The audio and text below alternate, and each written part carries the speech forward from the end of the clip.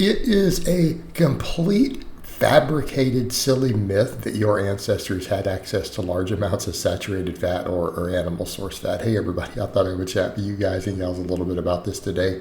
This is one of the really bizarre, historically and scientifically inaccurate myths that keto and carnivore people like to push. And look, I'm not even going to discuss what is ideal for health. I'm not even going to make this a discussion of the appeal to nature, that what our ancestors ate is obviously the most healthy. Let's just set all that aside. We don't need to have that. That's a separate discussion. But the idea that when people always say, these people, our ancestors subsided on large amounts of red meat. That's insane.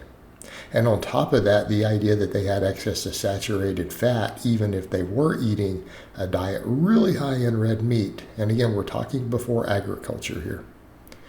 Okay? Talking before agriculture. Because once agriculture came around, yes, this happened. This is a modern phenomenon. But you're talking about hunter-gatherers all throughout history. The only ones who had access to significant amounts of fat are the Inuits, also known as Eskimos. Okay? And as you would imagine, they live in cold tundras year-round, right? It's frozen in their world pretty much the majority of the year. There are very little plants, and all the animals are really blubbery. Okay, they have seals, they have whales, but they're mostly eating seals and things. Okay, those animals have fat for the cold resistance and everything. They develop fat much, much, much higher. All right, but most of us, over 99% of the population, have no ancestry from this group. Zero. On top of that, let's set aside the fact that group was short-lived and known for being portly also. Let's set all that aside. They're resistant to ketosis. They have a gene that makes it hard for them to enter a ketogenic state. Okay, so here's another thing. People who are talking about doing these type of diets, if you did have that ancestry, you're going to struggle to get into ketosis. That's another problem too, isn't it? All right. So again, but let's just look at facts. All right. Homo sapien has never existed on a heavy meat diet to where meat consisted of 50% or more of our calories. That's just not found in the records. People were confusing the studies, the stuff found from millions of years ago on Homo erectus, completely different species in which they were super carnivores and hunted everything to extinction just about around them. Okay. Also keeping in mind short-lived species that only averaged about 30 years old, not intelligent enough to speak, small hairy ape creatures really is what you would think of them as. Okay. It was not our species. So again, that's going back to earlier hominids. But wild game. People have this delusional idea in these communities. They literally think that if they eat grass-fed beef, that's the same sort of consistency and food that hunter-gatherers ate. Which is, again, shows an extreme lack of knowledge regarding nutrition, animal science, agricultural science. Grass-fed beef is not that lean. It is not comparable to wild game. And if you don't believe that, go look at nutrition stats on wild animals, venison, antelopes, okay?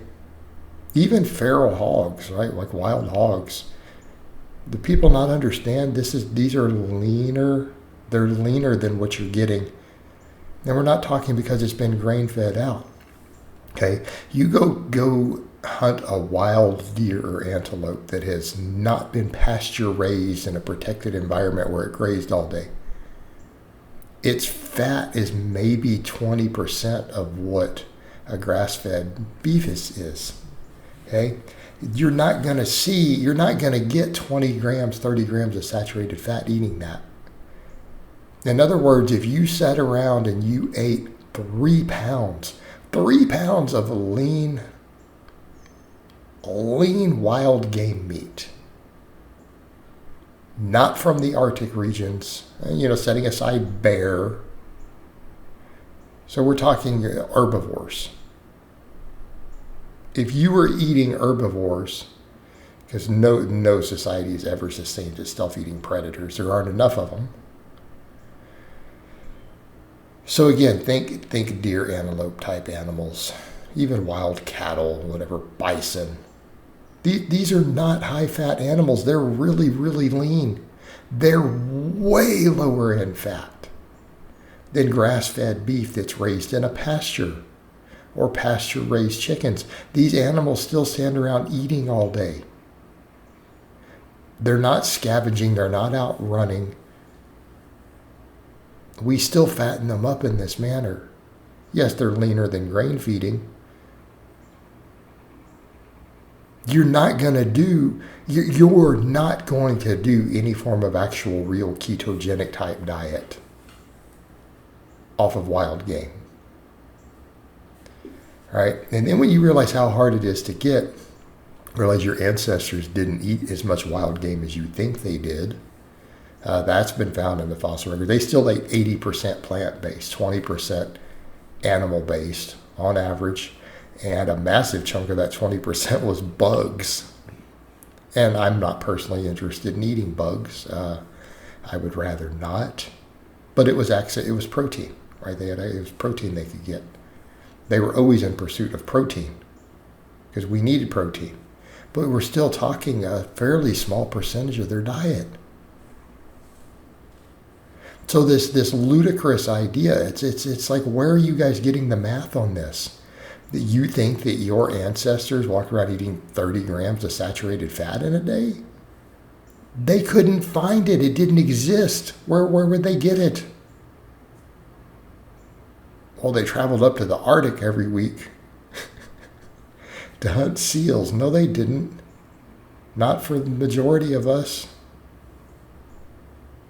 So again, complete fabricated nonsense. Like, it doesn't even exist. Find it. Where are you going to find it? It doesn't exist. And again, hunting took a lot of calories, took a lot of energy. Your ancestors ate less meat than you thought. You didn't start seeing that till we started raising livestock. And then that's when you started seeing atherosclerosis. We see that in shepherds and other stuff from older records from thousands of years ago when we do find their remains. Right, the ones who were eating even the pasture-raised stuff, that's when we started seeing the atherosclerosis appearing, that we can find still in their arteries.